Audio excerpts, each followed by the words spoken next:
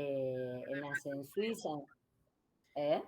Cuando él empezó a investigar solo por su cuenta, era chiquito. Desde un saber como súper autónomo, tal cual. Bueno, Sí, pero evidentemente tenía como mucho interés al respecto y era algo que le gustaba, ¿no? Él nace en Suiza en el año 1896 y muere en el año 1980, o sea que no es tan lejano, porque vivió bastantes años. En el año 1918 él obtiene el primer doctorado en ciencias naturales y después ahí empieza una formación en lo que tenía que ver con la psicología experimental, ¿no? Que era necesaria para poder elaborar una epistemología biológica a la que él aspiraba. ¿Qué sucedía? Que en esa época todo pasaba por el campo experimental, ¿no? Todo tenía que ser comprobado, visto, observable, nada, bueno, imagínense la psicología que el lugar tenía ahí, por eso también, ¿no? Cuando Freud habla del inconsciente se arma tanto revuelo, porque todos los primeros psicólogos tenían una base bien experimental, o sea, lo mismo que hacían, eran médicos y que sí. trataban de aplicar lo mismo que sucedía en el laboratorio con animales, replicarlo en los seres humanos, ¿no? Entonces todo tenía que ser observable para tener carácter científico, porque si no, no era comprobable nada, ¿no? Como hoy diríamos inchequeable esto de lo que se está hablando. Bueno, en ese momento pasaba algo así. Pero ¿qué pasaba? Él le quería dar carácter de ciencia a esto.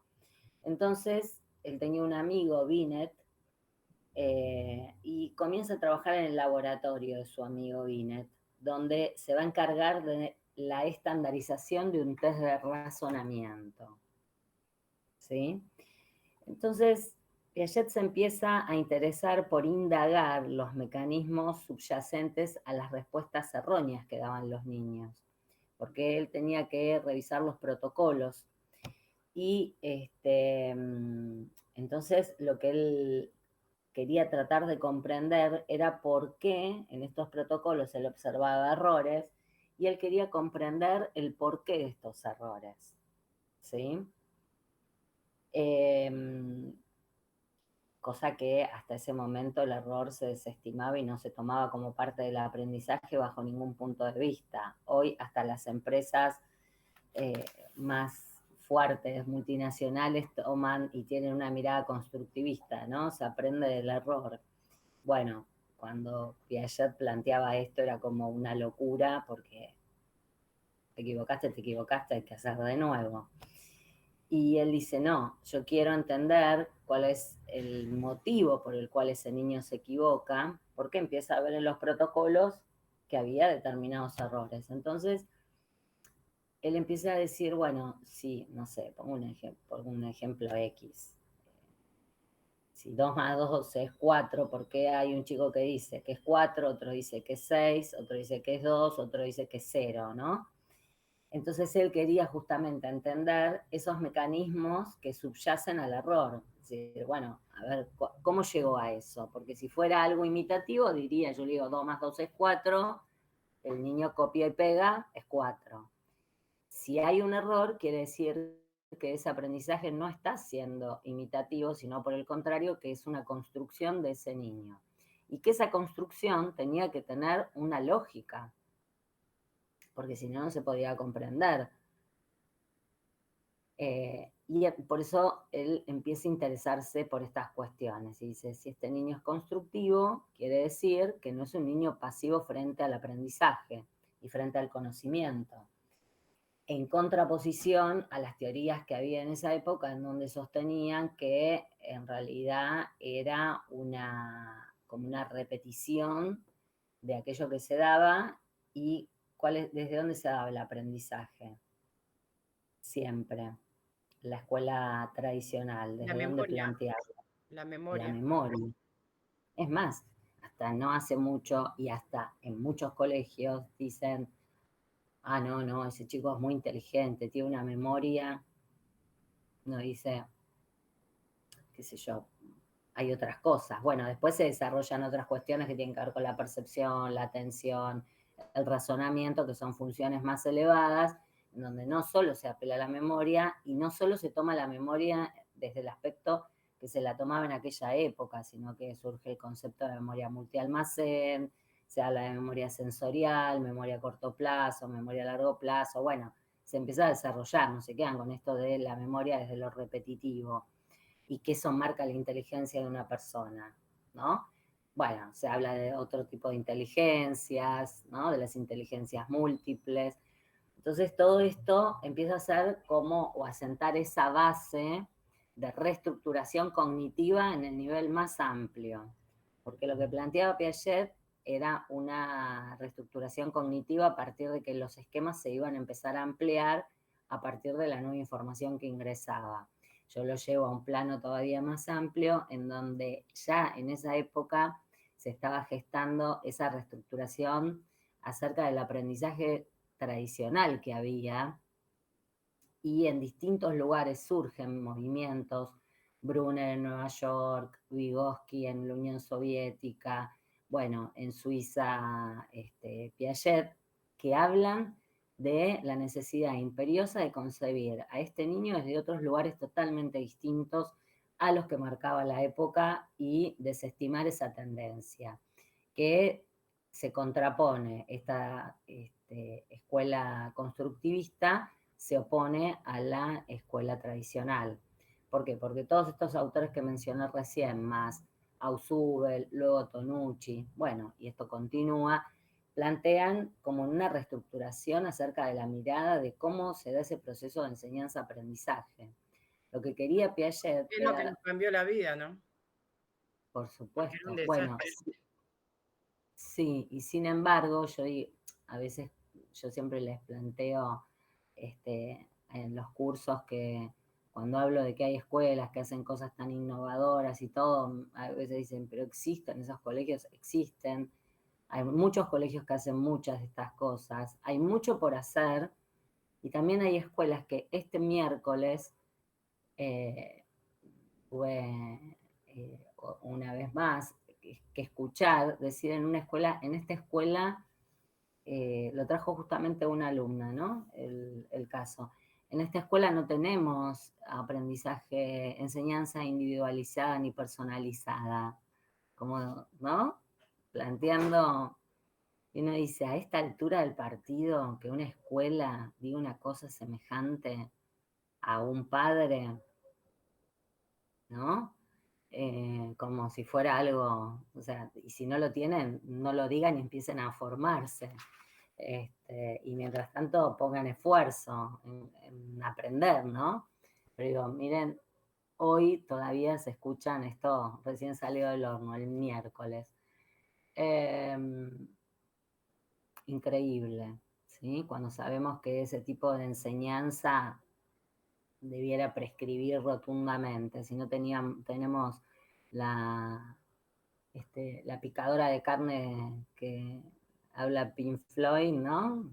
Roger Waters, y una picadora de carne y hacemos todos sujetos en serie, que todos aprenden lo mismo en el mismo momento y de la misma manera. Bueno, no, la verdad que no. Pero lo que quería hacer Piaget era darle como este carácter científico, porque si no decía que no iba a ser tomado en cuenta, porque no era serio, ¿sí? Bueno, ya en 1947 publica La psicología de la inteligencia. En el año 1955 en Ginebra creó el Centro Internacional de Epistemología Genética. Era bastante inquieto. Y a los 76 años se retira de la docencia, pero sigue y continúa trabajando en la investigación. Entonces, cuando digo, miren, o sea, era un inquieto intelectual, porque uno dice a los 75 años todavía quería seguir investigando y desarrollando teoría. Justo el otro día, martes, me encontré en sala de profesores con un profesor que había sido profesor mío de psicología general y bueno, siempre hablábamos con mucho afecto y estaba enojado porque estaba planteando que en la universidad ya a los 75 años tenía que dejar de trabajar, ¿no? Entonces, claro, yo después empecé a sacar cuentas y cuando yo lo tuve de profesor tenía 43. O sea, y para mí me parecía un señor muy grande. Después me quedé pensando en eso y dije, qué horror la cabeza que uno tiene cuando es joven, muy joven. Ahora era un señor grande que igual estaba espléndido. Entonces yo le digo, bueno. Entonces yo lo cargaba y le digo, no te desanimes que estás regio como siempre. Y entonces me dice, qué increíble que cuando se supone que uno más sabe por todo el recorrido que hizo, es cuando dejan de apostar a vos para seguir desarrollándote, ¿no? Entonces me dice, qué ironía, ¿no? Y le digo, y la verdad que sí, porque, bueno, Piaget a los 76 años deja la docencia, pero sigue un trabajo de investigación, ¿no? Entonces me dice, yo me tendría que haber ido a Canadá, que ahí todavía siguen valorando a la gente grande aportando, ¿no? Bueno, nada, lo consolé un poco porque digo, la verdad que estas cosas son ciertas, ¿no? Hay gente que tiene una lucidez mental hasta edades avanzadas y que pueden ser de mucho aporte. Y bueno, así que bueno, Piaget a los 76 años empieza a dedicarse a pleno a la investigación. Bueno, y planteaba, dentro de sus máximas, había estado en una conferencia en México con Emilia Ferreiro, que es quien hizo los aportes iniciales sobre la lectoescritura, por ahí la escucharon, y planteaba que era ideal que pensar, ¿no? Que un niño hasta el final, ¿no? Es una persona que va siempre a regirse desde un lugar creador, ¿no? Que la infancia en sí es la fase creadora por excelencia. Entonces que él, en lo personal, decía que quería seguir siendo un niño hasta el final de su vida para no perder esa cosa creativa que tienen los niños. Y se hace una pregunta inicial para desarrollar esta teoría, ¿no? ¿Cómo se pasaba de un estado de menor conocimiento a un estado de mayor conocimiento? Y esta pregunta que se formula lo hace desde un lugar de ciencia, no desde la filosofía, porque él decía, yo no quiero filosofar acerca de esto, yo le quiero dar un carácter científico, ¿sí? Entonces va a construir, por eso construye esta epistemología científica. Y va a establecer a la vez un paralelo entre la construcción del conocimiento a lo largo de la historia, cómo se fue avanzando, y cómo se va dando la construcción del conocimiento en el niño, como desde la cosa más macro a la cosa más micro, ¿no? Ese paralelo entre la construcción de la historia, del pensamiento científico, a la construcción del conocimiento en el niño. Y esto le va a servir de punto de partida sobre lo que él quería trabajar, ¿no? Entonces plantea que él quería y necesitaba una psicología que dé cuenta de cómo el niño construye su conocimiento. Entonces, cuando busca en la psicología de la época algunas respuestas, no las encuentra. Entonces decide crear la psicología genética. Y su objeto de estudio va a ser la construcción de estructuras cognitivas, que son los instrumentos de asimilación que le van a permitir al niño poder incorporar a lo real a los esquemas de acción, ¿sí? Entonces, él va a tomar de la psicología, la toma como ciencia que aporta leyes generales del comportamiento del ser humano, por un lado, ¿sí? Va de nuevo, toma la psicología como la ciencia que le permite aportar leyes generales acerca del comportamiento del ser humano.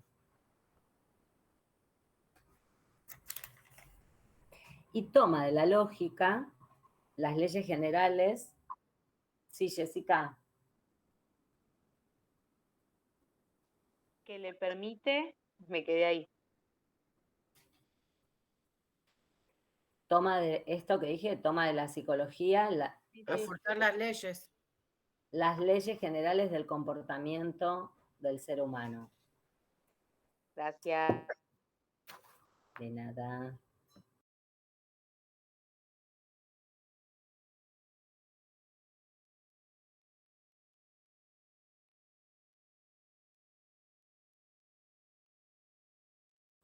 Ahí toqué algo y estaba muteada.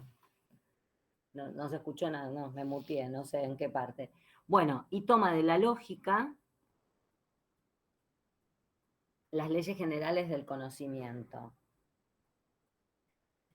Porque lo que necesitaba era poder conceptualizar estos comportamientos. Una vez que los observaba, quería poder conceptualizarlos, porque justamente lo que necesitaba era crear esta psicología genética y no tenía herramientas. Entonces, toma de la psicología, la va a tomar como una ciencia descriptiva de ese comportamiento humano, y toma de la lógica como la ciencia que le va a brindar un marco teórico para poder interpretar esos conocimientos. ¿Sí? ¿Se entiende? Toma estas dos ciencias y forma la psicología genética, que la va a llamar como una lógica operatoria. Operatoria porque esa psicología genética lo que le iba a permitir era poder intervenir, ¿sí? ¿Es claro? La psicología como ciencia descriptiva de ese comportamiento del ser humano. La lógica como ciencia que le brinda el marco para poder interpretar esos conocimientos. Y esta conjunción de estas dos ciencias hacen que aparezca, que cree esa psicología genética, que es una lógica operatoria, con la cual él va a poder operar sobre aquello que había observado y descrito. Bueno, entonces va a conceptualizar el desarrollo del comportamiento y la construcción de esas estructuras cognitivas a partir de la lógica. Pero ¿qué pasa? Le hicieron muchas críticas en ese entonces por cruzar o por haber tomado de prestado leyes de otro campo, como que lo que le objetaban era cómo él tomaba de una ciencia, de otra, cosas, ¿sí? Y construía otra ciencia. Entonces como que estaba haciendo una ensalada, ¿no? Para la época. Como que consideraban que esto era absurdo. Para la época, digamos, lo perfecto era el pensamiento científico. Y todas estas cuestiones era como, bueno, improbable que pasara todo esto porque no se podía observar.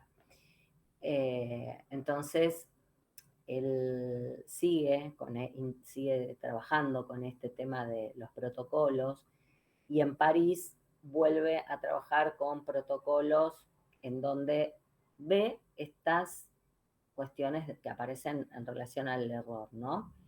Y que el adulto ponía como forma de chequear si estaba bien o estaba mal las respuestas, ¿no? Entonces, ¿qué era lo que se esperaba? Había un patrón con el cual se comparaba y qué era lo esperable para ese niño. Entonces él dice, bueno, en realidad estos errores se deben a una cierta lógica propia de los niños, entonces si esto es así, no se lo puede considerar un error, porque tiene una lógica. Lo ilógico, que era el error, él dice, no, esto ilógico en el procesamiento de esta información tiene una lógica para este niño. Y claro, él era entonces... también que era segunda edad, ¿no? Que había una etapa de maduración para que llegue la otra etapa, que no era realmente una edad así puntual, sino lo que le tome al niño madurar eso. Totalmente, porque además habla de procesos distintos en donde siempre hay un más menos, pero siempre se respeta ese tiempo de maduración, ¿no? Y que además un saber inicial permite ser apoyo de un saber siguiente, ¿no? Esto que hablaban de, bueno, espiralado, le hablaba como si fueran pisos, ¿no? Cimientos, que después lo vamos a ver con el periodo sensomotor, ¿no? Bueno, son momentos progresivos de aprendizaje, pero no es menos válido el momento inicial que los que siguen, porque todo proceso tiene un momento de inicio. Entonces, esto es para él importante porque va a decir, bueno, él quiere hablar de génesis, la génesis del desarrollo cognitivo posterior. Y va a decir, la génesis no como inicio, como comienzo, sino como construcción y como transformación, cómo ese niño transforma ese aprendizaje en estructuras más elevadas. Y eso lo va a lograr por una reestructuración cognitiva, básicamente, ¿sí? ¿Por qué? Porque el pensamiento lógico formal resulta de las coordinaciones de las acciones sensoriomotrices. O sea, el niño accede al pensamiento lógico en las edades a partir de los 7 años en adelante, pero eso lo logra a partir del periodo sensomotor, que es un periodo en donde hay acciones sensoriomotrices que van a dar respuesta a esa problemática de ese momento. Pero no son menos válidos que los que vienen después, porque eso es necesario como punto de partida, ¿no? Dice, esto va a plantear, bueno, le interesa la génesis del pensamiento, por eso digo, no como origen, pero sí como construcción y transformación. ¿Qué es lo que le va a posibilitar al niño ese proceso de cambio para hacer reestructuraciones cognitivas y llegar a niveles más elevados de conocimiento? Acuérdense que lo que dije hace un ratito, a él le interesaba conocer cómo se pasaba de un momento de menor conocimiento a un momento de mayor conocimiento. Bueno, entonces va a decir que el conocimiento es un proceso que es activo, con lo cual el sujeto y el objeto a conocer cambian en el proceso ese de interacción, ¿sí? Porque antes de Piaget él se tiene que enfrentar con el empirismo de esa época, que decía Piaget, es un modelo, el modelo empírico era un modelo estático, era un modelo pasivo, en donde el sujeto incorporaba a partir de experiencias sensibles, ¿no? De todo.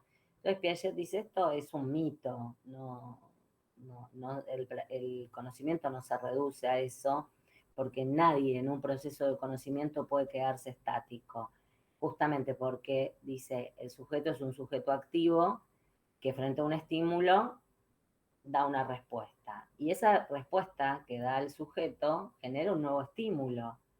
Y ese nuevo estímulo va a generar otra respuesta en el sujeto. Entonces nunca podemos pensar en un proceso estático cuando hay una interacción constante, ¿no? Entonces él refuta estas cuestiones del empirismo que operaba en esa época, por eso él termina creando la psicología genética, porque le daba respuestas a lo que él planteaba. Sí, Jessica. Perdón, profe, disculpe, voy a abandonar que ya arranca la otra clase. Ah, Quería son las avisarle. 7:34, me copé con Piaget, perdón. No me había dado cuenta, yo también Está voy bien. a otra clase. Bueno. Chao, profe, buen fin de, yo también me voy.